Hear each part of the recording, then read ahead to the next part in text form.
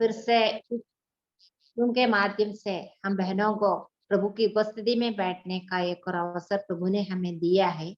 अभी तक हमारी इस मीटिंग को प्रभु ने चलाया। आज की हमारी मीटिंग 125वीं मीटिंग है। पिछले हर हफ्ते में प्रभु ने बहुत आशीष दिया। इसके पीछे आप लोगों की प्रार्थना है। आगे भी आप लोगों की प्रार्थना की जरूरत है। प्रभु ही हमारे इस मीटिंग को चलाते हैं। अभी तक प्रभु ने सहायता किया है। आज मीटिंग में जुड़ी हुई सभी बहनों को मैं प्रभु यीशु मसीह के नाम में स्वागत करती हूँ। आज की मीटिंग का क्रम इस प्रकार होगा। ओपनिंग प्रेयर, शुरुआत की प्रार्थना सिस्टर रेखा मसीह द्वितीय से द्वारा की जाएगी और परमेश्वर की नाम की महिमा के लिए सिस्टर रस्टीना एडविन हरियाणा एक गाना प्रस्तुत करेंगी और वचन की सेवकाई सिस्टर माजू ये भी द्वारा की जाएगी और वचन की सेवकाई के लिए सिस्टर सुनीता वासुदेव प्रार्थना में अगुवाई करेंगी। वचन की सेवकाई के बाद सिस्टर शेरली उन्नीकृष्ण बालोद प्रार्थना में अगुवाई करेंगी और आज भी हमारी बाइबल की होगी मत्ती समाचार 28वें अध्याय के आधार पर होगी। वो सिस्टर लिजी टोपिल ले लेंगे और जीजी शाहजी खंडवा प्रार्थना करके आज की हमारी मीटिंग समाप्त करेंगी। सभी बहनों से निवेदन करती हूँ आप लोग बहुत ही प्रार्थना पूर्वक प्रभु की उपस्थिति में बैठे। आज प्रभु हमारे दिल से बातें करने के लिए बहुत ही नम्रता पूर्वक प्रभु की उपस्थिति में हम बैठे। प्रभु हमारी सहायता करे। सिस्टर रेखा मसीह प्रार्थना करके मीटिंग शुरू करेंगे। जी सिस्टर, जय मसीह की आवाज आ रही है मेरी? आ रही है सिस्टर। हाँ जी, आइए हम प्रार्थना। हमारे स्वर्गीय पिता परमेश्वर, हम आपके चरणों में आते हैं प्रभु जी। आपके नाम की महिमा हो, बड़ाई हो प्रभु। आज का सुबह का दिन हमारे जीवन में दिया है प्रभु, इसलिए हम लाख लाख धन्यवाद देते हैं प्रभु। और प्रभु जी हम प्रार्थना विनती करते हैं पिता, जो मीटिंग के लिए पिता हम सब बहनों को प्रभु आपने जुड़ने के लिए मदद किया है पिता, और भी अधिक से अधिक बहनें जुड़ सके और आपका वचन को सीख सकें प्रभु जी। इसलिए हम प्रार्थना करते हैं परमेश्वर, आपके नाम की महिमा हो, बढ़ाए हो पिता। हंडी जी के लिए प्रार्थना करते हैं पिता, वो हमको फोन करके बुलाती हैं इतना मेहनत से पिता, उस मीटिंग को चला रही हैं पिता, उनको भी मैं बहुत धन्यवाद देते हैं प्रभु जी। इसलिए हम धन्यवाद देते हैं परमेश्वर प्रभु जी। हमारी सब बहनों को, जुड़ी हुई बहनों को, और सब ध्यान पूर्वक वचन को सुनने के लिए, बैठने के लिए पिता आप सहायता और मदद करना प्रभु जी। हम अपने अपने घरों में बैठकर प्रभु आपका वचन को सुनते हैं, और बहन जैसा मरियम ने आपका वचन को सुना था प्रभु के चरणों में बैठकर, वैसे ही हम लोग सब प्रभु अपने अपने घरों में बैठकर प्रभु आपका वचन को सुन सकें प्रभु जी। और जो बहन संदेश को देंगे पिता, उनको भी प्रभु आपके हाथ में सौंपते हैं पिता, आप सहायता और मदद करना। आपके पवित्र बोली को बोलने के लिए पिता आप सहायता करना प्रभु जी। और बहन जो गीत को गाएंगे और जो भी वचन से बताएंगे प्रभु, उनको भी मैं आपके हाथ में सौंपते पिता, आप सहायता और मदद करना, बुद्धि और ज्ञान देना प्रभु। हम सबों को फिर से आपके चरणों में सौंप कर प्रभु जी हम ध्यान पूर्वक बैठकर प्रभु आपका वचन को सुनने के लिए प्रभु आप सहायता और मदद करना प्रभु जी। धन्यवाद पिता परमेश्वर, आपके नाम की महिमा हो पिता। हम प्रभु जी पूरी मन से प्रभु आपका वचन सुनने के लिए, सीखने के लिए प्रभु आप सहायता और मदद करना प्रभु जी। कोई भी परेशानी देखते हैं मोबाइल में नेटवर्क ही ना आने दे पिता, आप सहायता करना परमेश्वर। फिर से प्रभु जी आपने हमारे जीवन में इस दिन को दिया है प्रभु, इसलिए आपकी नाम की महिमा हो, आपका राज्य आए, आपकी इच्छा पूरी हो जाए पिताजी, जैसे स्वर्ग में पूरी होती है वैसी पृथ्वी पर हो पिता। इसलिए हम धन्यवाद देते हैं, सहायता और मदद करना पिताजी। सारी महिमा और आदर आपको देते हुए पिता धन्यवाद के साथ प्रार्थना हमारा उद्धारकर्ता प्रभु यीशु मसीह के नाम से मानते हैं, आमीन। आमीन। धन्यवाद सिस्टर। अब परमेश्वर की नाम की महिमा के लिए सिस्टर क्रिस्टीना एडविन हरियाणा एक गाना प्रस्तुत करेंगी। सिस्टर पहली बार हमारी मीटिंग में जुड़ रही है। सिस्टर एडविन पॉल की प्रिय पत्नी है। आज सिस्टर के द्वारा एक गाना सुनने के लिए प्रभु ने हमें अवसर दिया है। सिस्टर को मैं स्वागत करती हूँ। Thank you aunty. जय मसीह की। जय मसीह की। मैं सबसे पहले प्रभु को धन्यवाद करती हूँ कि प्रभु ने एक ऐसा सुंदर अवसर दिया इस ग्रुप में प्रभु की महिमा की गीत गाने के लिए प्रभु ने अवसर दिया, उसके लिए बहुत बहुत धन्यवाद करती हूँ।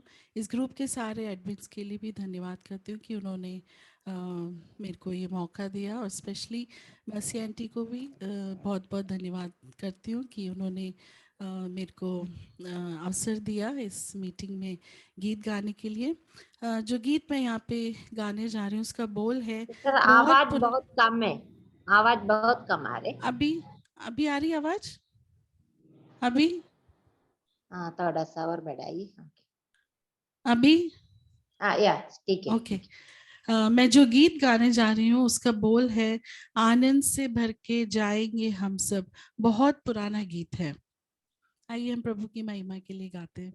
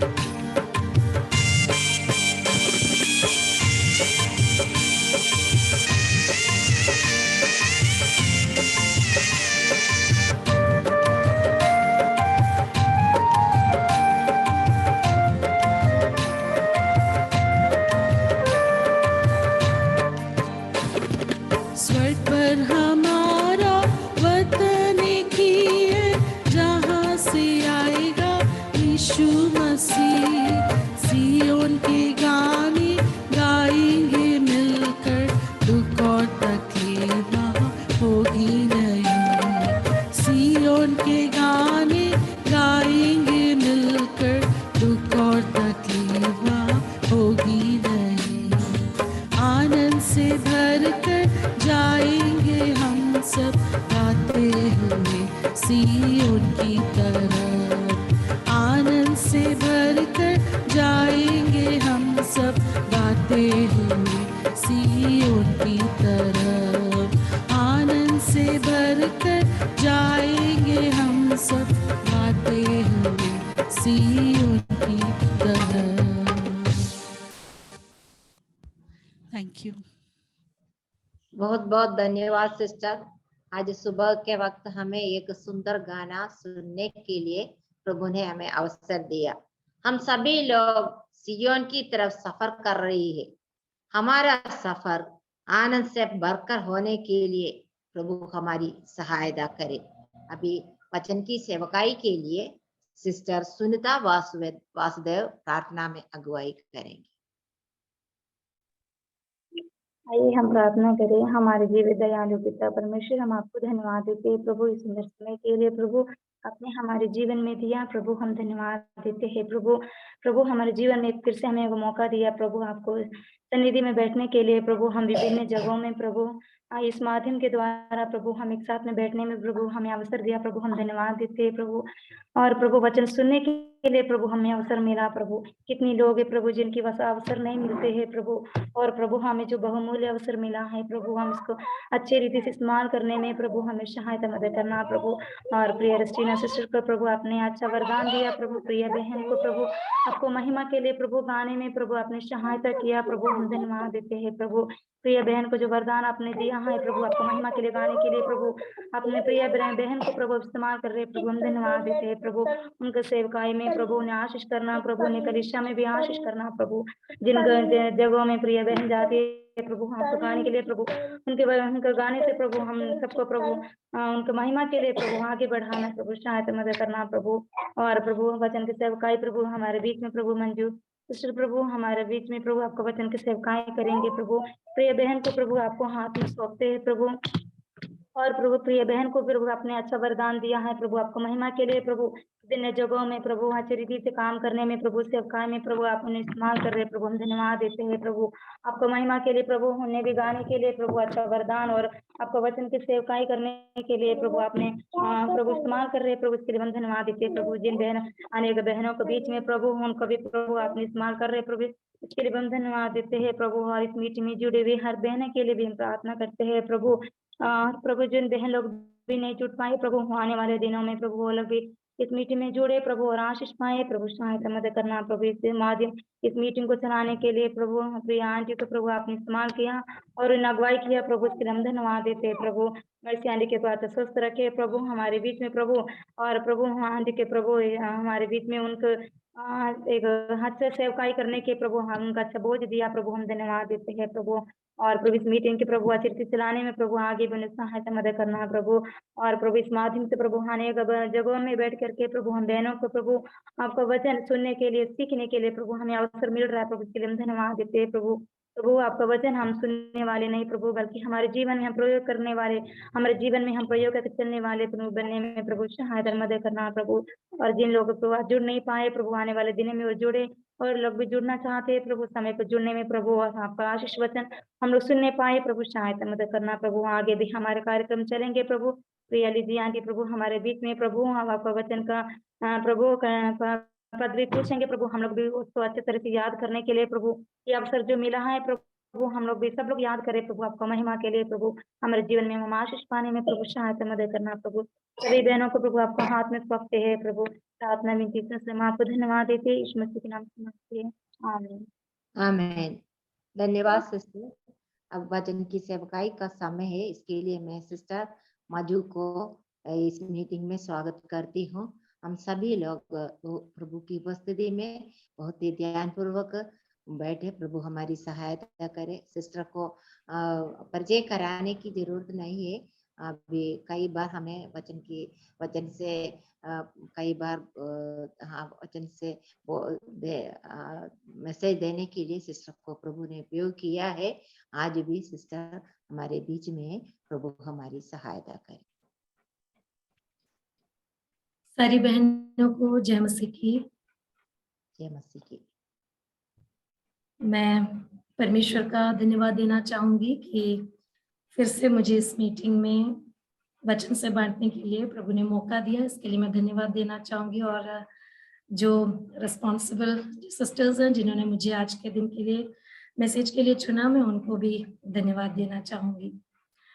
मैं वचन से बोलने से पहले हमेशा परमेश्वर से प्रार्थना करती। इतना ज्यादा वचन से बोलने के लिए मैं परिपक्व नहीं हूँ, लेकिन मैं हमेशा एक प्रार्थना करती हूँ, प्रभु मुझे ऐसा वचन दे जो मेरे जीवन में मैंने अनुभव किया हो और प्रैक्टिकली मैं उसको करती हूँ।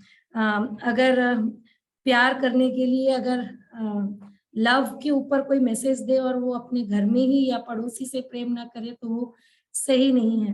तो मैंने बहुत प्रार्थना किया कि प्रभु मुझे ऐसा वचन दे जिसका मुझे अनुभव हो और मैं उसको स्ट्रांगली मैं बहनों से बता पाऊं। और प्रभु ने मुझे इस वचन को दिया। ज्यादा मैं इंट्रोडक्शन इसलिए नहीं देना चाहूंगी क्योंकि मुझे जो मैंने मैसेज प्रिपेयर किया है वो मुझे जितना वक्त मुझे दिया उसके अंदर मुझे खत्म करना है। तो हम हमेशा सोचते हैं, कई चीजों के लिए हम लोग इंतजार करते रहते हैं और सोचते हैं कि अभी तक हमें जवाब क्यों नहीं मिला है। तो मैं ये वचन सुनाने से पहले मेरे जीवन में अनुभव कई सारे हैं। मलयालम जानने वाले सिस्टर्स ने, कई लोगों ने यूट्यूब में मेरी टेस्टमनी सुनी है। तो उस 1 घंटे का टेस्टमनी था, लेकिन उससे भी ज्यादा है, उसमें लिमिटेड टाइम था इसलिए मैं बोल नहीं पाई। इस मीटिंग में भी एक बार मैंने आके बहुत संक्षिप्त रूप में अपना 1-2 टेस्टमनी शायद बताया है, लेकिन मैं बिना टेस्टमनी के थोड़ा सा इंट्रोडक्शन दिए बगैर मैं इस मैसेज को नहीं बोल पाऊंगी, क्योंकि मैं उसमें से एग्जाम्पल देके ही मैं बोल पाऊंगी। तो मैं जल्दी में बोलूंगी, कुछ भी डिटेल में नहीं बताऊंगी। मेरे जीवन में परमेश्वर ने अंतिम क्षण में कैसे काम किया है। शुरुआत मैं वहां से करूंगी जब मैं बहुत छोटी थी या 17-18 साल की थी, जब मुझे एक बीमारी हुई। मैं डिटेल नहीं बता रही, जस्ट सिंपली बता रही हूँ।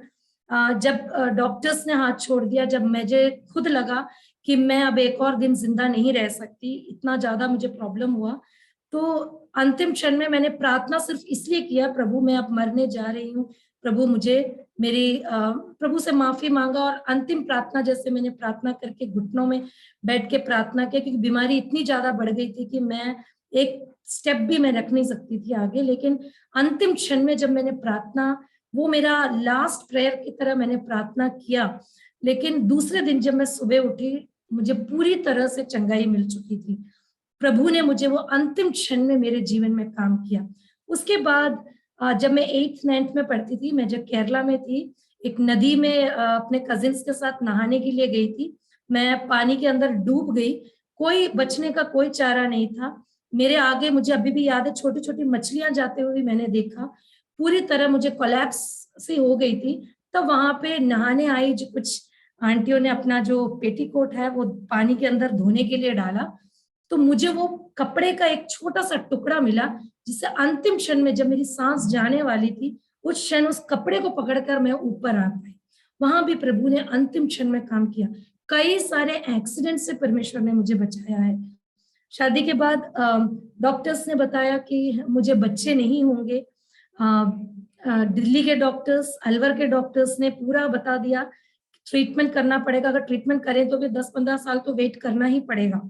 और डॉक्टर्स को ये भी डाउट था, टेस्ट के लिए मुझे बायोप्सी, आप जो जानते हैं बायोप्सी के लिए क्यों बुलाया जाता है, सारी उम्मीद टूट चुकी थी। बस मैं परमेश्वर से प्रार्थना करती थी। बायोप्सी के लिए जब मुझे लिटाया गया और वो डॉक्टर टूल्स लेके जब मेरे सामने आई, पता नहीं प्रभु ने मेरे मुंह से ये बुलवाया कि मजू ये बोलना है। और मैंने डॉक्टर से बोला, डॉक्टर मुझे चक्कर आ रहा है और अजीब सा हो रहा है। डॉक्टर ने वो टूल्स मेरे ऊपर इस्तेमाल करने से पहले बोला, ऐसे कैसे हो सकता है, फिर भी तुम एक प्रेगनेंसी टेस्ट कर लो करके मुझे उस बेड से उठा के मेरा प्रेगनेंसी टेस्ट करवाया। और प्रभु की महिमा के लिए बोलूं कि मेरा प्रेगनेंसी टेस्ट उस समय पॉजिटिव निकला। अंतिम क्षण में वहां पर भी प्रभु ने काम किया।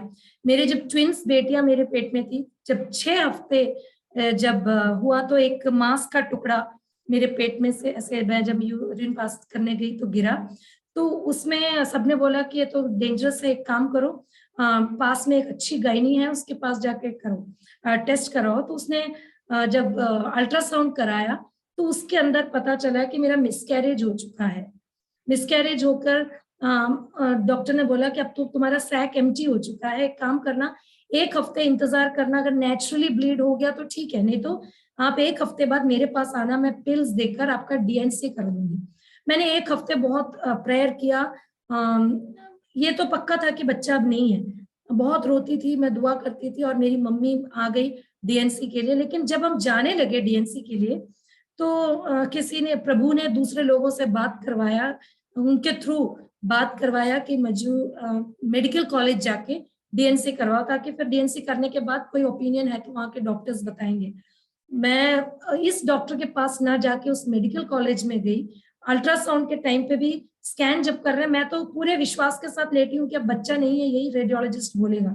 लेकिन जब रिपोर्ट मेरे हस्बैंड के हाथ में जब लगा तो हस्बैंड ने उस रिपोर्ट को खोल के देखा तो पता चला उसमें डिलीवरी का डेट लिखा हुआ है और बच्चे का हार्ट बीट लिखा हुआ है, जबकि पूरी तरह हम डॉक्टर ने कंफर्म कर दिया था कि मेरे पेट में बच्चा नहीं है। और वहां पर भी प्रभु ने अंतिम क्षण में मेरे जीवन में काम किया है। ऐसे बहुत से अनुभवों से मैं गुजरी हूँ, इसलिए इस वचन को जब मैं आपसे बांट रही हूँ, मैं अनुभवी हूँ, इसलिए स्ट्रांगली पूरे फेथ के साथ मैं इस वचन को आपके सामने में बोल सकती हूँ। शायद मैं कभी कभी सोचती, पहले मेरे जीवन में एक के बाद एक घटनाएं होती थी, तो मैं सोचती थी प्रभु मेरे साथ ही ऐसा क्यों होता है। लेकिन मुझे प्रभु ने मुझसे बात किया कि शायद ऐसा नहीं होता तो मैं प्रभु की इतनी आभारी नहीं होती, शायद मैं आप लोगों के सामने ऐसे बैठ नहीं पाती, शायद मैं दूसरी बहनों के सामने अपनी गवाही को नहीं रख पाती, मैं प्रभु का इतना आदर नहीं कर पाती। इसीलिए मैं इस बारे में आपके सामने मैं वचन को रखना चाहूंगी। 2 बातें बताना चाहूंगी। एक तो परमेश्वर ऐसा क्यों करता है, क्यों वेट करता है और अंतिम क्षण तक परमेश्वर क्यों वेट करवाता है। उसके बाद मैं बताना चाहूंगी कि इस वेटिंग पीरियड में जब इंतजार करना बहुत मुश्किल होता है, हमें कैसे बिहेव करना चाहिए। तो प्रभु हमें इंतजार क्यों करवाता है। परमेश्वर लास्ट मिनट तक या अंतिम क्षण तक हमें इसीलिए इंतजार करवाता है क्योंकि वो प्रभु अपनी महिमा चाहता है। प्रभु अपनी महिमा दिखाने के लिए अंतिम क्षण तक इंतजार करवाता है। प्रभु हमें उस जगह तक लेकर जाता है जहां सब लोग अपनी उम्मीदों को छोड़ देते हैं, डॉक्टर्स अपना हाथ ऊपर कर देते हैं, अब कुछ नहीं हो सकता है, या हमारा नौकरी करने वाली जगह पे बोल सकता अब आप यहाँ नौकरी नहीं कर सकते, या घर पे कुछ ऐसी प्रॉब्लम्स जहाँ पे इंसान का हाथ जब बंद हो जाता है, सारे दरवाजे बंद होने तक प्रभु हमें वहां तक लेकर जाता है। और वहां पर जाकर परमेश्वर क्या करता है, अपना कार्य करता है, आश्चर्य काम करता है। तो वहां पर क्या होता है, हमें प्रभु की तरफ और रेस्पेक्ट और आदर और विश्वास हमारा बढ़ जाता है। मेरी प्यारी बहनों, जितनी बड़ी चुनौती होती है उतनी बड़ी महिमा भी होती है। The higher the challenge, the higher is his glory. जितनी बड़ी चुनौती, जितना बड़ा प्रॉब्लम हो, प्रभु की महिमा भी उतना बड़ा होता है। हम लोग लाल सागर को विभाजित किए हुए, हम लोग सब वचन जानने वाली बहनें बैठी है, मुझे डिटेल बताने की जरूरत नहीं है। मूसा जब इसराइलियों को मिस्र से लेकर बाहर आया, प्रभु ने मूसा को समुद्र के पास किनारे पर उसको रहने के लिए बोला। तब परमेश्वर ने एक और काम किया, तब परमेश्वर ने फिरौन के मन को इसराइलियों का पीछा करने के लिए कठोर भी कर दिया। और जानबूझकर, मैं तो कहूंगी जानबूझकर, परमेश्वर ने इसराइलियों को, इसराइल पुत्रों को क्या किया, लाल समुद्र और फिरौनी जो सेना है उसके बीच में फंसा दिया, जानबूझकर। एक तरफ लाल सागर, एक तरफ फिरौन की सेना। क्यों ऐसे किया होगा? क्योंकि प्रभु जानता है कि प्रभु को वहां पे कार्य करना है, ताकि जब वह उन्हें बचाए तो उसकी महिमा हो। हम लोग इन बातों को जानते हैं, लेकिन फिर भी निर्गमन की किताब 14 अध्याय 17वें और 18वें पद पे इस बात को लिखा हुआ है। और सुन, मैं आप मिस्रियों के मन को कठोर करता हूं और वे उनका पीछा करके समुद्र में घुस पड़ेंगे। तब फिरौन और उसकी सेना और रथों और सवारों के द्वारा मेरी महिमा होगी। तब मिस्री जान लेंगे कि मैं यहोवा हूं। और जब फिरौन और उसके रथों और सवारों के द्वारा मेरी महिमा होगी, तब मिस्री जान लेंगे कि मैं यहोवा हूं। ये ऐसे ही एक घटना नए नियम में भी, बहुत सारी घटनाएं हैं नए नियम में भी हम देख सकते हैं। लाजर की मृत्यु के बारे में हम लोग इस बात को भी जानते हैं। यीशु मसीह जब लाजर की मृत्यु के समय 2 दिन वेट किया और उसको उससे मिलने जाने से पहले, और यीशु मसीह यहूदिया पहुंचा, तब तक लाजर को मरे 4 दिन हो चुके थे। यीशु मसीह ने क्यों इतना दिन इंतजार किया? क्या यीशु मसीह इतना आलसी था कि अभी नहीं जाना है, या यीशु मसीह के पास कोई और काम इतना उससे भी ज्यादा इंपॉर्टेंट आ गया था कि यीशु मसीह ने बोला ठहरो, थोड़ी देर बाद मैं जाऊंगा? नहीं, यीशु मसीह ने इसीलिए वेट किया क्योंकि वहां पर यीशु मसीह को काम करना है और यीशु मसीह के नाम या उसकी महिमा वो चाहता था। यूहन्ना 11:4 में लिखा है, यह सुनकर यीशु ने कहा, यह बीमारी मृत्यु की नहीं परंतु परमेश्वर की महिमा के लिए है, कि उसके द्वारा परमेश्वर के पुत्र की महिमा हो।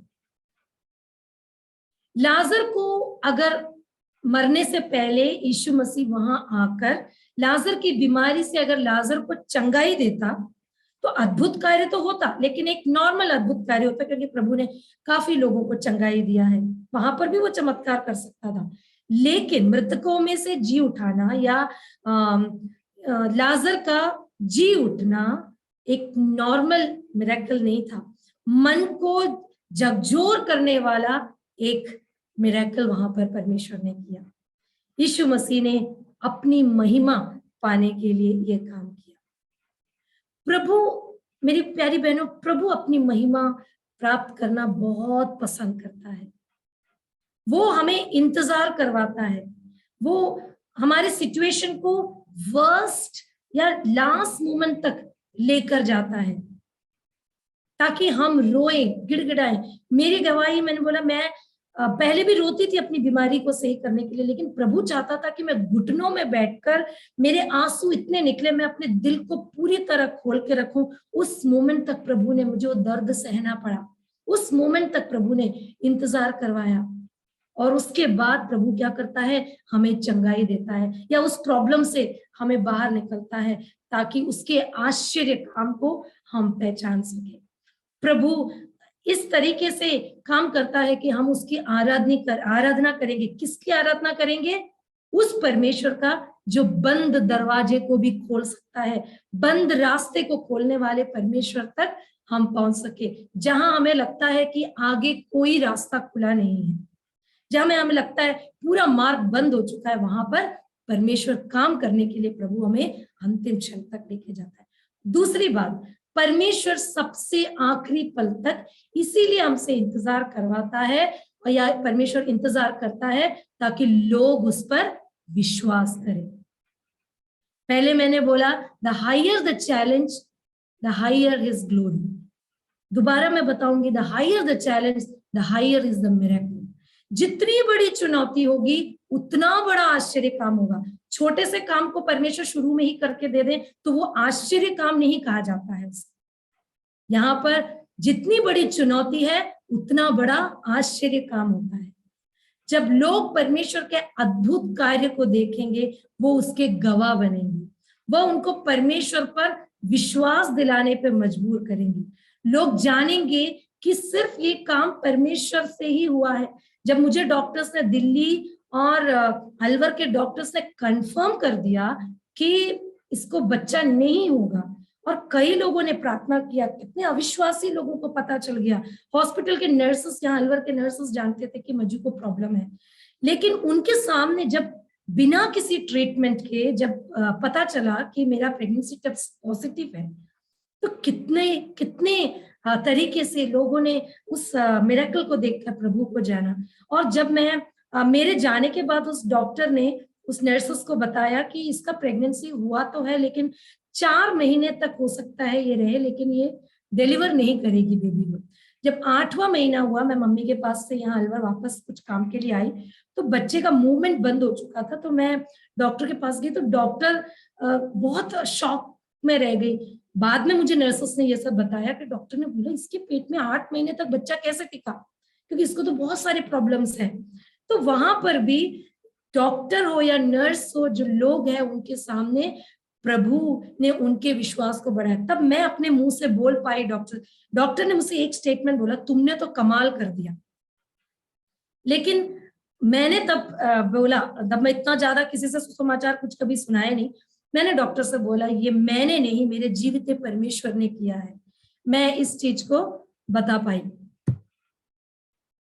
तो प्रभु हमारे द्वारा, प्रभु हमारे जीवन में ऐसा कार्य करता है कि वो हमारे विश्वास को बढ़ाता है। परमेश्वर हमें बचा सकता है करके हम भी विश्वास करेंगे, दूसरे लोग भी विश्वास करेंगे। हम लोग शद्रक, मेशक और अबेदनगो के बारे में जानते हैं कि वहां पे नेबुकदनेस्सर ने, जो बेबीलोन का जो राजा है, उसने आदेश दिया कि सोने के मूर्त के आगे झुकना है।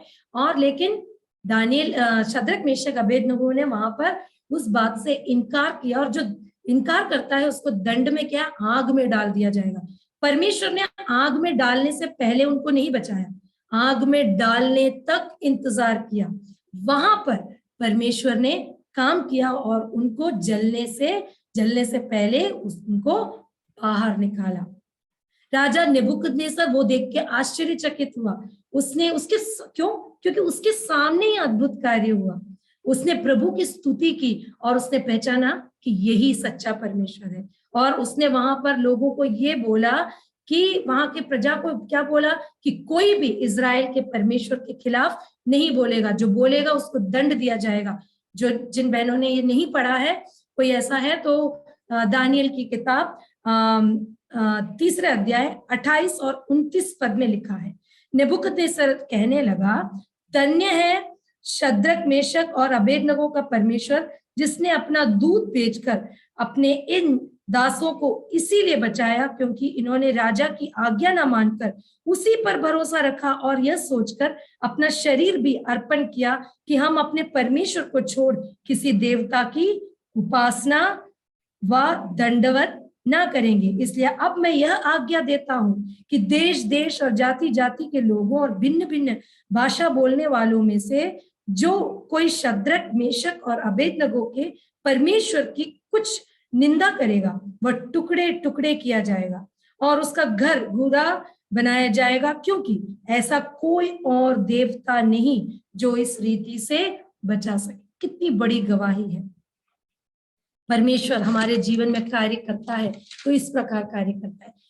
पुराने नियम में हम इसको भी देख सकते, दानियल के जीवन में भी हम देख सकते हैं। दारियस जो राजा है, उन्होंने जो यही आदेश निकाला, किसी और परमेश्वर के सामने झुकना नहीं है। लेकिन दानियल, आप लोग जानते हैं, 3 टाइम प्रार्थना करता था और वो अपने प्रार्थना में लगा रहा। वो राजा की बात से, इस बात से नहीं डरा, तो उसको क्या किया, शेर के गुफा में डाल दिया गया और वहां पे स्वर्गदूत आके शेर के मुंह को बंद कर दिया। यहाँ पर भी दारियस राजा ने देखा कि किसने बचाया है, जीवित परमेश्वर ने बचाया। उसने परमेश्वर का आदर किया और उन्होंने वहां पर आदेश निकाला कि यहाँ पर जो भी प्रजा है, इस इसराइलियों का जो परमेश्वर है उससे डरना है और उसकी आज्ञा को मानना है, और यही जीवित परमेश्वर है। अभी मैं नहीं पढ़ूंगी, समय कम है, लेकिन ये लिखा है दानियल की किताब 6 अध्याय 26 और 27 पद में इस बात को लिखा हुआ है। और हम अक्सर देखते हैं कि परमेश्वर हमें असंभव परिस्थितियों में जाने देगा ताकि लोग उसकी शक्ति को देख सके और उस पर विश्वास कर सके। जहां शक्ति को कब देखते हैं या आश्चर्य कब बोलते हैं, जब हमसे कोई चीज नहीं हो पाता है या दुनिया से वो चीज नहीं हो पाता है, वहां पर जब कोई कार्य करता है उस बात को हम आश्चर्य कहते हैं। उसे लोग या हम पहचानेंगे कि यही सर्वशक्तिमान परमेश्वर है और पहचानेंगे कि ऐसा कोई परमेश्वर नहीं है। दूसरे पत्रुस 3 अध्याय 8 और 9 में लिखा है, हे प्रियो, यह एक बात तुमसे छिपी ना रहे कि प्रभु के यहाँ एक दिन 1000 वर्ष के बराबर है और 1000 वर्ष एक दिन के बराबर है। प्रभु अपनी प्रतिज्ञा के विषय में देर नहीं करता, जैसे देर कितने लोग समझते हैं, पर तुम्हारे विषय में धीरज धरता है और नहीं चाहता कि कोई नाश हो, वरन यह कि सबको मन फिराव का अवसर मिले। हमारे नाश के लिए नहीं, सबके मन फिराव का अवसर मिले। परमेश्वर के पास, अभी मैंने तो 2 पॉइंट बताया, परमेश्वर के पास और भी कई कारण होंगे वो अंतिम क्षण में क्यों काम करता है। वो इंतजार करता है, क्यों इंतजार करता है लास्ट मोमेंट तक कि मजू का मदद करना है या किसी बहन का नाम इसके मदद में लास्ट मोमेंट में करूंगा। कुछ कुछ बातें हमारे अच्छाई के लिए होता है। परमेश्वर हमें शायद तैयार करना चाहता है, किसी बड़ी बात के लिए तैयार करना चाहता है, हमारा विश्वास बढ़ाना चाहता है।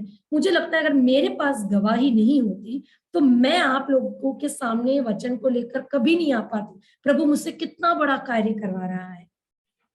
हालांकि कभी कभी जब परमेश्वर प्रतीक्षा करवाता है तो हमारे बारे में सिर्फ नहीं सोचता है, कभी कभी वह हमें अपने आसपास के लोगों के सामने अपनी महिमा प्रदर्शित करने के लिए एक हताश स्थिति में हमें लेकर जाता है। जब मेरा ट्विंस का जब मिसकैरेज हुआ, आसपास सब विश्वासी लोग हैं सब, लेकिन बड़े दुखी हो गए। मजू को तो बहुत इंतजार करके दोबारा कंसीव किया, ये क्या हो गया मजू के साथ, सब एक हताश स्थिति में मैं भी आ गई थी। लेकिन जब पता चला कैंपस में, पूरा एसीए कैंपस में थी, कैंपस में पूरा फैल गया कि अरे ऐसे कैसे हो गया। तो वहां पे जिन सिस्टर्स को बच्चे नहीं हो रहे थे वो सिस्टर्स ने तक बोला प्रभु जब मजू के साथ ऐसा कर सकता है तो हमारे जीवन में भी कर सकता है। और यकीन मानिए वहां पे एक बहन, आशा करके एक बहन है, जिनके बच्चे नहीं हो रहे थे, उसके 2 महीने बाद उस बहन ने भी कंसीव किया। तो बहन ने बोला मजू का जो टेस्टमनी है वो जो मजू के साथ हो उससे मेरा विश्वास और बढ़ गया। तो प्रभु हमारे जीवन में कभी कार्य करता है तो सिर्फ हमारे लिए नहीं, दूसरे लोग भी वो जानकर विश्वास कर सके। मेरी गवाही सुन के आप में से कई लोगों का शायद विश्वास बढ़ रहा होगा, यही प्रभु चाहता है। प्रभु हमें अगर आप में से कोई इंतजार कर रहा है किसी भी चीज के लिए, बीमारी नहीं, बहुत सारी बातों के लिए इंतजार करता है, तो मेरी प्यारी बहनों हार नहीं मानना है, हार नहीं मानना है। Don't give up. परमेश्वर आपको भूला नहीं है, वो कभी लेट नहीं होता है। हम लेट हो सकते हैं, प्रभु कभी लेट नहीं हो सकता है। उसके समय में वो आपको जरूर बचाएगा। वो आपकी परीक्षा के माध्यम से अपनी महिमा प्राप्त करेगा और जब वह कार्य करेगा आपके आसपास के लोग एक सच्चे और सर्वशक्तिमान परमेश्वर पर विश्वास करेंगे और बाद में आपको रियलाइज होगा कि प्रभु ने मेरे जीवन में उतना बड़ा तूफान इसलिए लेके आया क्योंकि ये अच्छा काम होना था। अब मुझे रियलाइज हुआ, पहले मैं सोचती मेरे साथ ही ऐसा क्यों होता है, लेकिन मैं अभी बहुत अच्छी तरह से जानती हूँ ये सब घटनाएं मेरे साथ इसलिए हुआ ताकि दूसरे लोग भी प्रभु को जान सके। ये 2 बातें ही मैं बताना चाहूंगी, प्रभु क्यों इंतजार करवाता है, द रीजन बिहाइंड इट। अब मैं ये बताना चाहूंगी कि ये इंतजार का समय है, ये काटना बड़ा मुश्किल होता है। क्या करना है, क्योंकि हमारे इंतजार कई बातों के लिए होता है। हो सकता है परमेश्वर के द्वारा की गई कोई प्रॉमिस पूरा नहीं हो रहा है, हो सकता है हमारा कोई सपना है जिसका साविष्कार हमें करना है, किसी बड़ी मुसीबत से हम छुटकारा पाना चाहते हैं। मसीही जीवन का जो सफर है मेरी प्यारी बहनों, इंतजार के कई मौसम से होकर गुजरना पड़ता है। क्यों हम इंतजार करते हैं?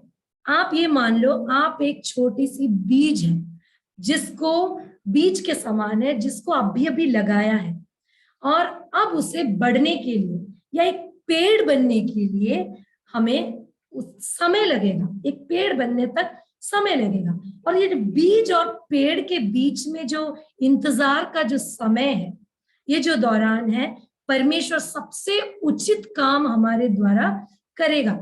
वो हमें विकसित करेगा, हमारे जड़ों को वो गहराई तक ले जाता है ताकि हम बढ़ सके और ऐसा फल लेकर आ सके जिससे उसकी महिमा हो सके और उस फल का जो आनंद है दूसरे लोग ले पाए। बोलना बहुत आसान है ना, इंतजार करना है। हम तो कितने सालों से इंतजार कर रहे हैं, बहुत आसान है। बहुत मुश्किल होता है इंतजार करना, लगता है अब तो बस अब नहीं हो सकता। हम परमेश्वर से रोके बोलते हैं प्रभु अब तो नहीं हो सकता है, मैं तो इस बात को छोड़ ही रही हूँ, अब नहीं हो सकता है, कुछ नहीं हो सकता है।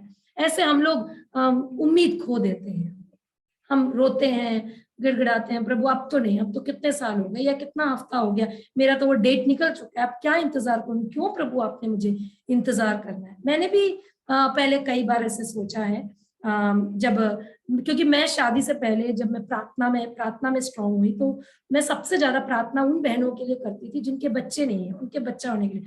जब मुझे डॉक्टर ने बताया तो मैं परमेश्वर से बोलती थी प्रभु मैं उन बहनों के लिए प्रार्थना करती थी और वही स्थिति अब मेरी हुई, मैं बड़ी दुखी रहती थी, अब तो क्या करूं प्रार्थना, ऐसे सोचती थी।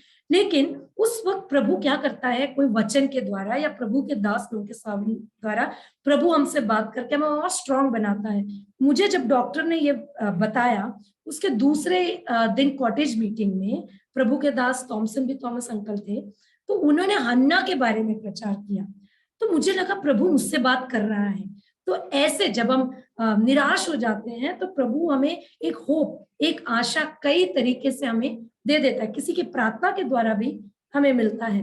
तो हमारा इंतजार का जो समय है वहां हमारे परिपक्वता को देखते हैं, मैच्योरिटी देखते हैं, हमारे क्रिश्चियन लाइफ की मैच्योरिटी इस इंतजार के समय में देखते हैं। तो ये जो इंतजार के समय की कुछ बातों को मैं जल्दी से बोलकर खत्म करना चाहूंगी। डिटेल्स में मैंने लिखा है लेकिन मुझे मालूम है समय कम है, इसलिए मैं इन पॉइंट्स को जल्दी जल्दी बताऊंगी। सबसे पहली बात, इस इंतजार के दौरान हमें शिकायत नहीं करना है, कुड़कुड़ाना नहीं है। परमेश्वर पर इंतजार करना एक ऐसे फर्टाइल सॉइल या ऐसे एक उपजाऊ मिट्टी के समान है जहां शिकायतें ही हैं। हमेशा अरे बहुत इंतजार करना पड़ रहा है, ऐसा नहीं हो रहा है, अरे जब दूसरे लोग मेरे सामने के लोगों के साथ अच्छा हो रहा है, वो तो बढ़ रहे हैं और मैं तो उसी स्थिति में आज भी हूं। ऐसे हम कुड़कुड़ाते हैं, शिकायत करते रहते हैं। ये शिकायत करना किस चीज का साइन है पता है? हमारे स्पिरिचुअल इमेच्योरिटी को, आत्मिक अपरिपक्वता को दिखाता है शिकायत करना, और प्रभु की तरफ जो हमारा आदर है उसको कम दिखाता है। ये बताती है कि परमेश्वर, हम ये बताना चाहते, शिकायत करने का मतलब क्या? हम किसी सरकारी ऑफिस में जाके शिकायत करने का मतलब क्या है? मैं तुम्हारी जगह होता तो मैं ये काम कितनी जल्दी कर लेता। इसका मतलब हम परमेश्वर को बता रहे हैं कि प्रभु तुम्हें ये काम करना नहीं आता, सही से करना नहीं आता है, हाँ हमसे बेहतर तू नहीं कर सकता है, हमारे हाथ में होता है ये काम तो हम कर लेते हैं। इस कारण क्या करता है परमेश्वर, हमारे इंतजार को और बढ़ाता है कि इसकी कुड़कुड़ाना कब बंद करेगी, तब मैं इसके जीवन में कार्य करूंगा। आप इजरायली पुत्रों के साथ क्या हुआ हम जानते हैं। वो मरुभूमि में, विल्डरनेस में जब थे, उन्होंने इंतजार किया, कहाँ? प्रॉमिस लैंड, वायदे के लैंड में जाने के लिए, उस देश में जाने के लिए इंतजार किया, लेकिन पूरे इंतजार के समय कुड़कुड़ाते और शिकायत ही करते रहते थे। और उस शिकायत के दौरान परमेश्वर क्रोधित हुआ। उसका परिणाम क्या निकला? परमेश्वर क्रोधित हुआ तो जो ओल्ड जनरेशन, जो पुरानी पीढ़ी जो निकल पड़े थे इजिप्ट से, उन लोगों ने वायदे के लैंड को, वायदे की जो देश है उसको देख नहीं पाए। जो नया जनरेशन था वो देख पाए, लेकिन उनको 40 साल इंतजार करना पड़ा। जब उस जमाने में ऐसा हो सकता था तो अभी हमारे साथ क्यों नहीं हो सकता ये? प्रभु, अगर हम कुड़कुड़ाएंगे, शिकायत करते रहेंगे, मेरी प्यारी बहनों, अगर आप कुड़कुड़ा रहे हैं, शिकायत कर रहे हैं, तो ये मान लो आपका इंतजार का समय अब और बढ़ने वाला है। इसीलिए हमें कुड़कुड़ाना या शिकायत करना नहीं है। अपने इंतजार के दौरान उस वक्त प्रभु की महिमा करते रहना है। प्रभु तू जो मेरे जीवन में करेगा वो अच्छा करेगा, मुझे विश्वास है। दूसरी बात, जब हम इंतजार करते हैं हमें विश्वास के साथ और पूरे उम्मीद के साथ हमें इंतजार करना है। Wait with faith and expectation. विश्वास और उम्मीद के साथ प्रतीक्षा कैसे करते हैं? जब हम जब कोई बात पे हम इंतजार करते हैं, हमें उम्मीद होना बहुत जरूरी है। विश्वास के साथ साथ उम्मीद होना जरूरी है। अब बिना उम्मीद के कैसे इंतजार करेंगे? और हमें ये नहीं करना कि अरे बहुत ज्यादा हो गया, बहुत हमें बेसब्री से हम लोग इस इंतजार करते हैं। इस विश्वास के साथ हमें बेसब्री से हमें क्या करना है? इंतजार करना है। हमें पूरे विश्वास के साथ खुशी खुशी, उम्मीद क्या होता है? उम्मीद मतलब एक पॉजिटिव साइन है। हमें उम्मीद के साथ हमें इंतजार करना है, उसके वायदे पर उम्मीद लगाए रखना है कि वो हमारे साथ करे। एक एग्जाम्पल उम्मीद का बोला जाता है, गर्भवती स्त्री को देख सकते हैं। वो जब से प्रेग्नेंट होती है, वो प्रेग्नेंट होते ही नहीं बोल सकती कि अब मुझे बच्चा बाहर आना है। वो 9 महीने इंतजार करती है, लेकिन वो इंतजार क्या होता है? खुशी के साथ होता है। वो इंतजार खुशी खुशी इंतजार करते हैं। इस तरह हमारा इंतजार होना चाहिए। खुशी के साथ इंतजार करो कि प्रभु मुझे समय पर देगा। उम्मीदों के साथ इंतजार दिखाना है और परमेश्वर पर विश्वास करना। ये हमारे विश्वासी जीवन का, हमारी परिपक्वता को, हमारे क्रिश्चियन मैच्योरिटी को वहां पर दिखाता है। तीसरी बात, जब हम इंतजार करते हैं हमें अच्छे कामों को करते रहना है। जब इंतजार करते हैं ऐसा नहीं कि ऐसे ऐसे बैठे रहे, रोते रहे, नहीं, हमें काम को करते रहना है। परमेश्वर ने हमारी सृष्टि अच्छे काम करने के लिए किया है और बिना कर्म किया, बिना काम किए विश्वास क्या है? मरे हुए के समान है। बाइबल नहीं कहती कि जब जीवन अच्छा गुजर रहा हो तभी अच्छा काम करना है। परमेश्वर का प्रतीक्षा करते समय हमें अच्छा काम करते रहना है। हमें निष्क्रिय या पैसिवली हमें इंतजार नहीं, पैसिव रूप में इंतजार नहीं करना है। हमें प्रोएक्टिवली, एक्टिवली या सक्रिय रूप से हमें इंतजार करना है। उसको प्रसन्न करते हुए, उसकी इच्छा को खोजते हुए, उसकी आज्ञाओं का पालन करते हुए हमें अच्छी तरह से प्रतीक्षा करना है। कभी भी कोई मौसम, कोई दर्द हमारे इस इंतजार के समय को हमें अच्छे काम करने से रुकवाना नहीं है। हमारे कार्य को हमें, जब तक हमारे अंदर जान है, जब तक हम कर सकते हैं, हमें अच्छे कार्य को करते रहना है। प्रतीक्षा कैसे अच्छा कार्य? जैसे दूसरों की सेवा करना। या हमारे साथ ऐसा हो गया तो हम दूसरों की सेवा क्यों करें? ऐसा नहीं।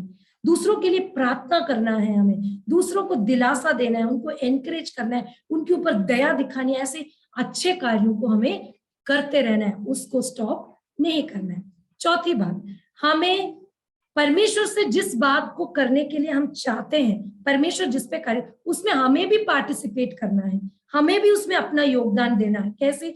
परमेश्वर चाहता है कि जो भी मिरेकल, जो भी अद्भुत कार्य परमेश्वर ने जो प्रार्थना का जवाब दिया है, उसमें हम देख सकते हैं प्रभु चाहता है कि हम भी उसमें कार्य करें, बैठे नहीं रहना। यीशु मसीह ने जब भूखों को, जब भीड़ को जब खिलाया तो उसने थोड़ा सा मिट्टी या कुछ लेकर ऐसे कर खाना बनाकर सबको नहीं दिया है। वहां पर हम देखते हैं, वहां पे चेलों ने भी जो रोटी है उसको बांटना शुरू किया।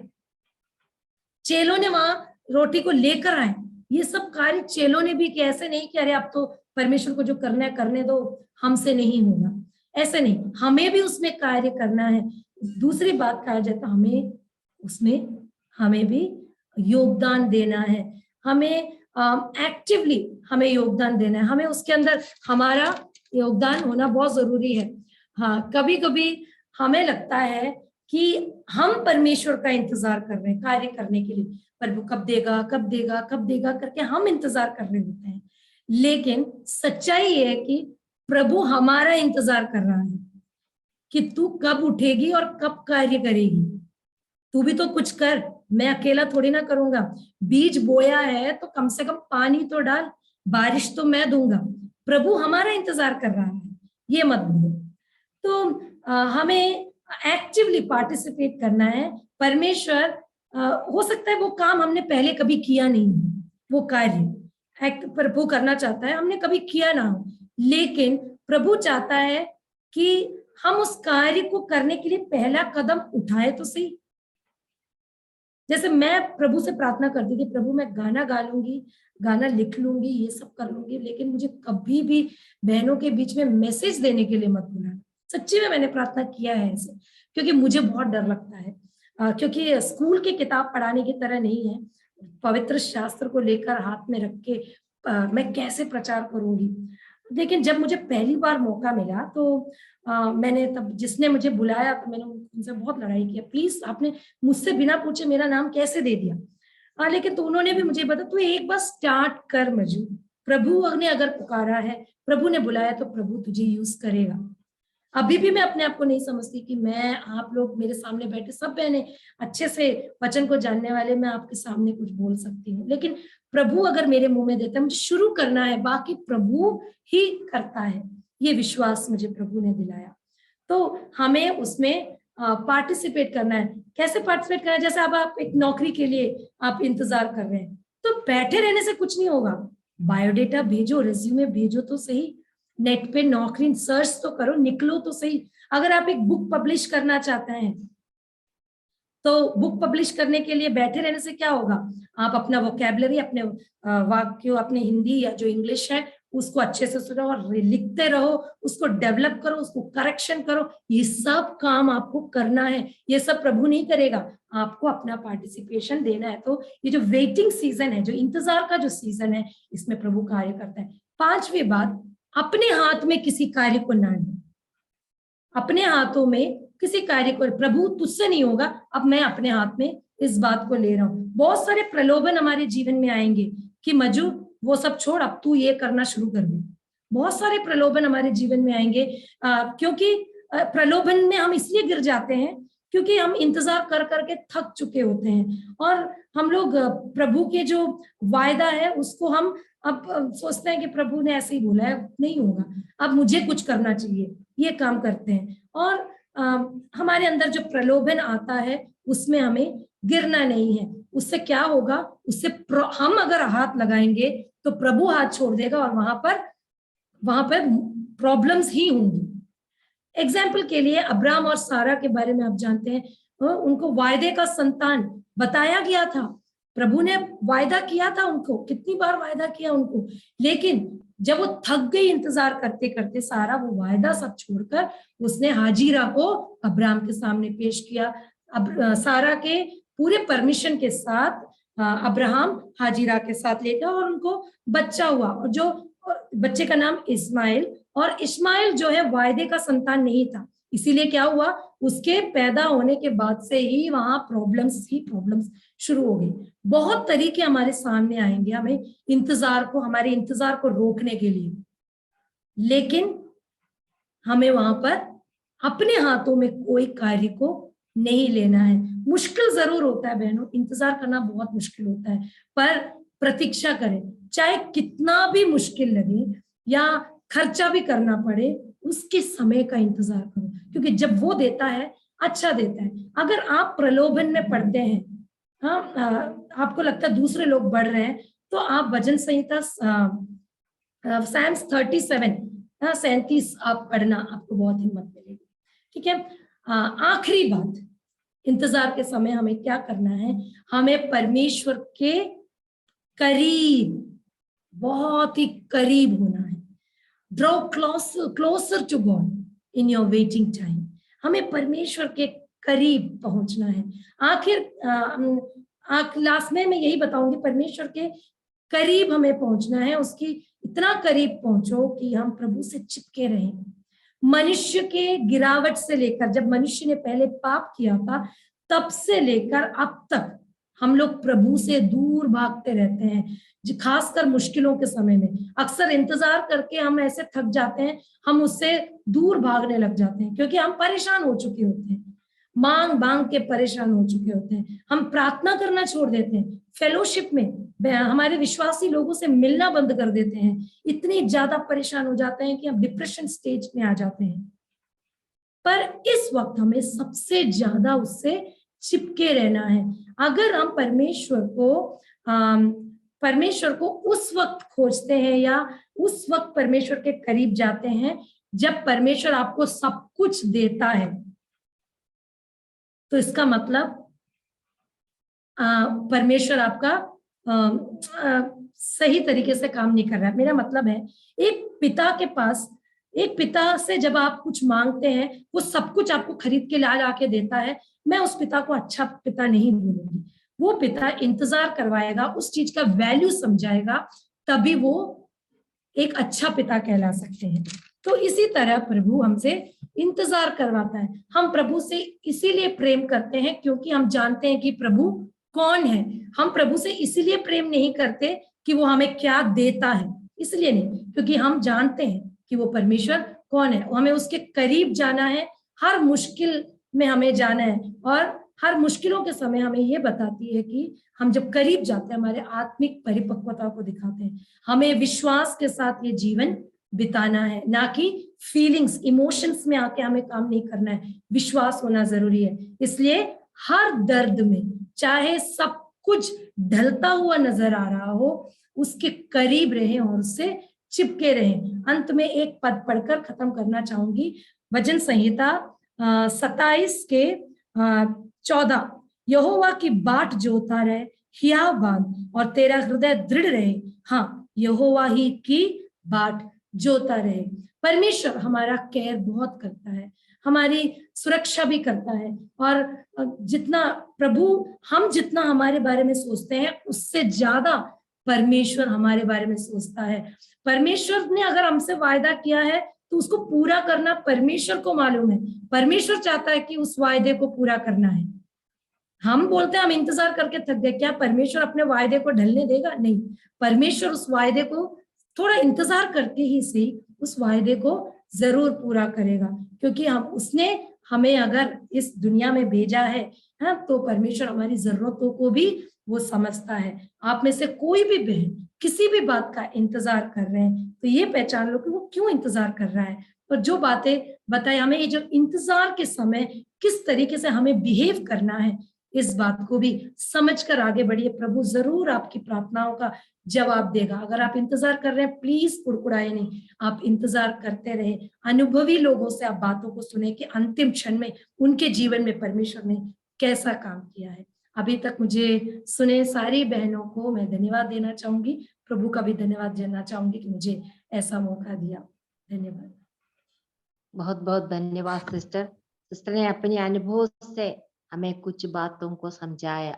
आज की वचन की सेवकाई के द्वारा हम सभी लोग आशीषित हो गए। अभी सिस्टर शेरली उन्हें प्रार्थना में अगुवाई करेंगी। आइए हम प्रार्थना करेंगे। हे पिता परमेश्वर, फिर से हम आपसे धन्यवाद देती हूँ प्रभु जी। अभी तक आपके चरणों में बैठने के लिए आप सहायता किया, इसलिए धन्यवाद देती हूँ। सुबह से प्रभु जी आज का मीटिंग के इतना तक आप सहायता किया, इसलिए धन्यवाद देती हूँ। खास करके प्रिय बज्जू बहन के लिए हम धन्यवाद देती हूँ। प्रिय बहन से द्वारा आपके वचन से हम लोग को सुनाया, इसलिए धन्यवाद देती हूँ प्रभु जी। प्रिय बहन का जीवित अनुभव से हम लोग को बहुत कुछ सीखने के लिए आप सहायता किया, इसलिए धन्यवाद देती हूँ प्रभु जी। प्रभु का अद्भुत कार्य को हम लोग देख रहे थे प्रभु जी। हाँ प्रभु जी, हमारा जीवन में भी प्रभु कितना अच्छा महान पवित्र परमेश्वर है आप प्रभु जी। हमारे जीवन में भी अद्भुत कार्य करने वाला परमेश्वर है, अभी भी करने वाला परमेश्वर है, इसलिए धन्यवाद देती हूँ प्रभु जी। हाँ प्रभु जी, असंभव को संभव करने वाला हमारा परमेश्वर है, इसलिए धन्यवाद देती हूँ। हाँ प्रभु जी, हमारे जीवन के द्वारा आपके नाम की महिमा होना है प्रभु जी। हाँ प्रभु जी, हमारे विश्वास को आप बढ़ाने के लिए हमारे जीवन में भी आप कुछ कार्य करता है, इसलिए धन्यवाद देती हूँ प्रभु जी। प्रिय बहन को इतना अच्छा सुंदर वचन आप दिया है, हमारे जीवन में भी आशीष का कारण होने के लिए आप सहायता करना प्रभु जी, हम प्रार्थना करते हैं। आगे का हमारे जीवन के द्वारा भी आपके नाम की महिमा होना है प्रभु जी। प्रभु जी, हमारे जीवन में उड़ाना नहीं होना है प्रभु जी। हमारे जीवन के द्वारा आपके नाम की और दूसरों को भी विश्वास को आगे बढ़ाने के लिए हम लोग को भी सहायता करना प्रभु जी, हम प्रार्थना करते हैं। हाँ प्रभु जी, अभी तक आप सहायता किया प्रिय बहन को अब और भी उनका आपकी सेवकाई में और आशीष करना प्रभु जी। हम प्रार्थना करते हैं प्रभु जी, वहां का सेवकाई के लिए भी, वहां का कलीसिया के लिए भी हम प्रार्थना करते हैं प्रभु जी, सहायता करना प्रभु जी। हाँ प्रभु जी, हमारा प्रार्थना सुना इसलिए धन्यवाद देती हूँ। आगे के कार्य को भी आपको हाथ में सौंप देते प्रभु जी, अब सहायता करना प्रभु जी। हमारा प्रार्थना सुनाए इसलिए धन्यवाद देती हूँ। सब कुछ हमारा उद्धार करता प्रभु यीशु मसीह के मधुर और मीठे नाम से मानते हैं, आमीन। आमीन। धन्यवाद सिस्टर। अभी बाइबल किस का समय है।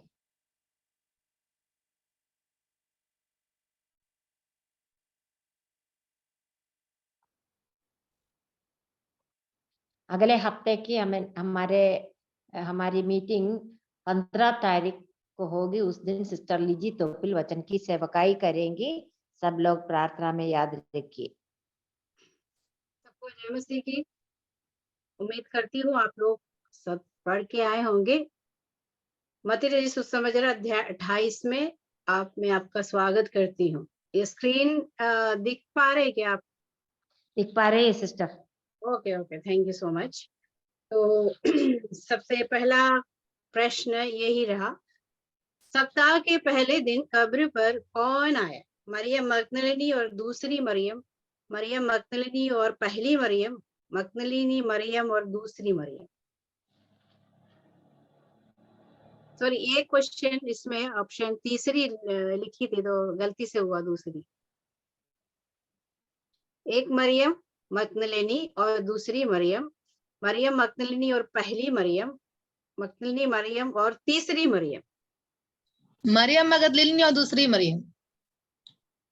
यस, ये तीसरा जो है आप मत देखिएगा, दोनों में से आप बताइएगा। फर्स्ट वाला मगदलिनी और दूसरी मरियम, पहला वाला। Okay okay okay, thank you. Next वाला क्वेश्चन, स्वर्गदूत के प्रति पहरेदारों की क्या प्रतिक्रिया थी? स्वर्गदूत के प्रति भय से पहरेदार कांप उठे और मरे हुओं के समान हो गए थे। यस, करेक्ट आंसर है। उसके भय से पहरेदार कांप उठे और मरे हुओं के समान हो गए, ये भी सही है। नेक्स्ट क्वेश्चन ये रहा, स्वर्गदूत कब्र का पत्थर किस प्रकार अलग किया? तोड़कर,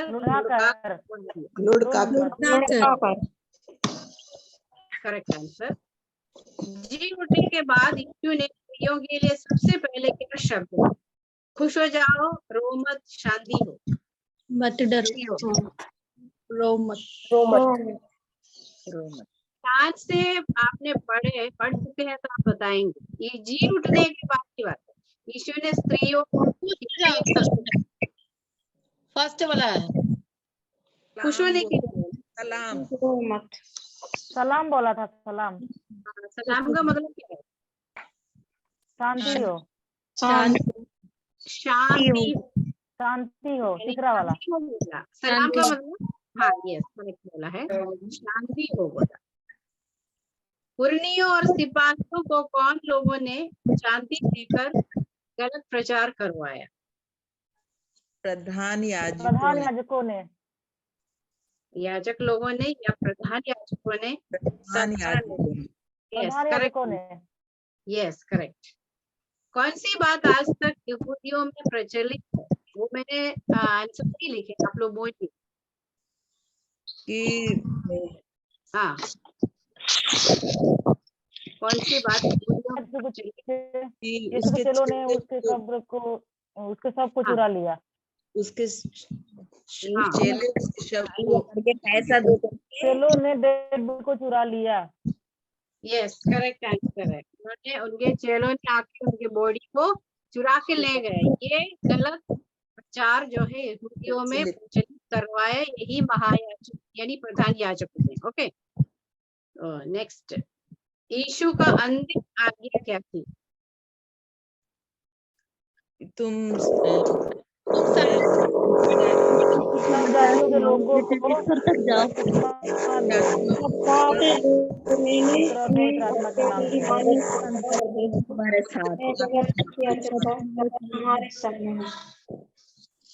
क्लियर नहीं सुनाई पाई, सुनने पर एक जन बोलिए। तुम जाओ और सारे जातियों के लोगों को चेला बनाओ और उन्हें पिता पुत्र पवित्र आत्मा के नाम से बपतिस्मा दो। Correct answer. यहाँ तक जो क्वेश्चन रही इस अध्याय से, तो कुल मिला के कितने अध्याय हैं भक्ति के? हाँ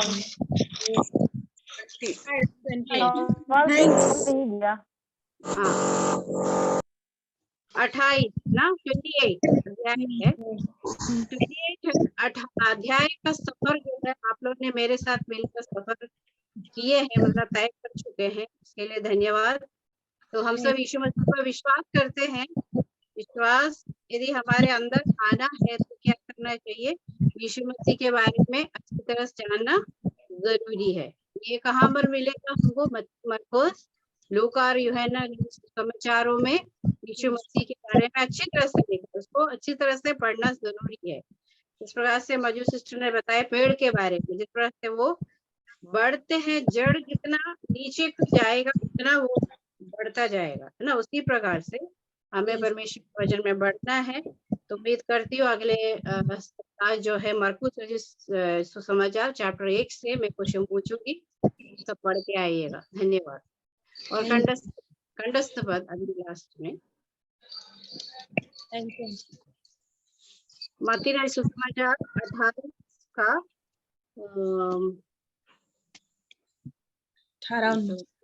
18-19 बोलिएगा।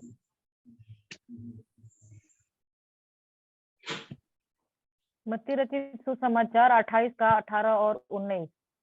यीशु ने उनके पास आकर कहा, स्वर्ग और पृथ्वी का सारा अधिकार मुझे दिया गया है, इसलिए अब जाओ, सब जातियों के लोगों को बपतिस्मा दो,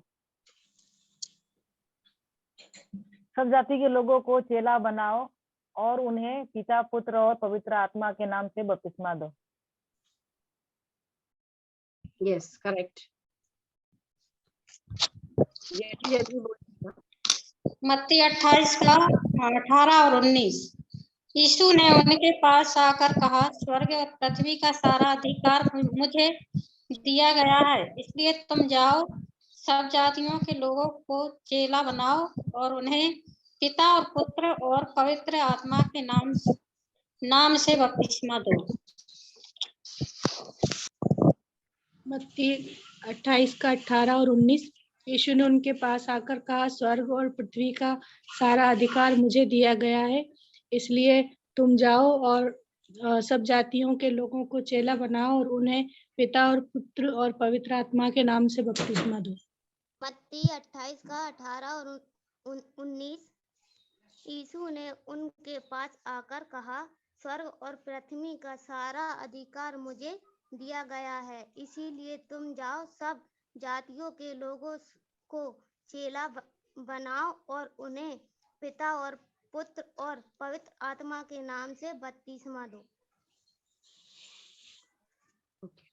यीशु ने उनके पास आकर कहा, स्वर्ग और पृथ्वी का सारा अधिकार मुझे दिया गया है, इसलिए जाओ, सब जातियों के लोगों को चेले बनाओ और उन्हें पिता पुत्र और पवित्र आत्मा के नाम से बपतिस्मा दो। मत्ती 28:18-19। यीशु ने उनके पास आकर कहा, स्वर्ग और पृथ्वी का सारा अधिकार मुझे दिया गया है, इसलिए तुम जाओ, सब जाति के लोगों को चेला बनाओ और उन्हें पिता और पुत्र और पवित्र आत्मा का नाम से बपतिस्मा दो। मैथ्यू 28:18-19। धन्यवाद सभी बहनों को। Over to sister Mercy. बहुत बहुत धन्यवाद सिस्टर। अगले हफ्ते की हमारी बाइबल की मरकुस रचित सुसमाचार पहले अध्याय से होगी और अगले हफ्ते की वचन की सेवकाई सिस्टर लीजी के द्वारा की जाएगी। सिस्टर लीजी तोपिल के लिए भी हम प्रार्थना करेंगे। अभी सिस्टर जीजी शाहजी प्रार्थना करके आज की मीटिंग समाप्त करेंगे। आइए हम प्रार्थना करेंगे। हमारे अत्यंत दयालु प्रेमी परमेश्वर, प्यारे प्रभु जी, आज के दिन में हम बहनों को पिताजी आपकी उपस्थिति में बैठने के लिए, आपकी वचन सुनने के लिए, आपकी मधुर वाणी पिताजी हमें सुनने के लिए आपने हमारे जीवन में दिया। सौभाग्य को प्यारे प्रभु जी हम आपको धन्यवाद करते हैं प्यारे प्रभु जी। आपकी प्रेम, आपकी करुणा, आपके अपरंपार पिताजी पिताजी करुणा प्रेम के लिए पिताजी हम कितना धन्यवाद दे सके, वो हमारे जीवन में इतना तुल्य नहीं है प्यारे प्रभु जी, क्योंकि आपने हमारे लिए प्यारे प्रभु जी दुख सहा, वेदना सहा प्यारे प्रभु जी। आपकी पिताजी सब प्रेम के लिए पिताजी हम आपको धन्यवाद करते हैं प्यारे प्रभु जी। आपकी प्रेम से हमें पिताजी कोई हमें अलग नहीं कर सकते प्यारे प्रभु जी। या पिताजी मृत्यु या गहराई पिताजी जो कुछ भी पिताजी आपकी मृत्यु से हमें अलग नहीं कर सकते प्यारे प्रभु जी, क्योंकि आप हमारे लिए इतना गहरा प्रेम किया है प्यारे प्रभु जी। हम आपको धन्यवाद करते हैं आज सुने हुए वचन के लिए। आज की जो मीटिंग में पिताजी पूरी रीति से संपन्न होने के लिए आपने सहायता किया। जितने लोग इस मीटिंग में जुड़ी है सभी लोगों को जीवन में आर्थिक उन्नति के कारण होने के लिए आने वाला दिनों में प्यारे प्रभु जी विश्वास योग्यता के साथ सभी बहनें सभी लोग इस दुनिया में जीवन बिताने के लिए सहायता कीजिए प्यारे प्रभु जी। जो वजन से हमें दृढ़ बनाते हैं प्यारे प्रभु जी, हम दिन प्रतिदिन मजबूत बनकर प्रभु के लिए पिताजी बहुतायत से फल लाने के लिए प्यारे प्रभु जी हम हमें सहायता कीजिए प्यारे प्रभु जी। हम जो कुछ भी है पिताजी सब आपकी है पिताजी। पिताजी आपकी बिना कुछ भी नहीं है प्यारे प्रभु जी। हम आपको धन्यवाद करते हैं, हमारे जीवन में कोई खूबी नहीं है, हम निर्बल पिताजी बलहीन पात्र है प्यारे प्रभु जी, फिर भी आप हमें उठाते हैं, आपकी उपस्थिति में हमें पिताजी बलवंत करते हैं प्यारे प्रभु जी, हमें बनाते हैं प्यारे प्रभु जी। हम कितना धन्यवाद दे सके उसके लिए प्यारे प्रभु जी। सभी पिताजी आज की सभी कार्य के लिए हम धन्यवाद करते हैं प्यारे प्रभु जी। सभी बहनों को सभी लोग पिताजी आने वाले दिन में और भी पिताजी प्रभु के लिए अधिकाय से जीवन बिताने के लिए सहायता कीजिए प्यारे प्रभु जी। बाइबल किसके लिए, वचन के लिए और गाना पिताजी जो कुछ भी हुआ है पिताजी सभी कार्यों को पिताजी हम आपकी हाथ में सौंपते प्यारे प्रभु जी।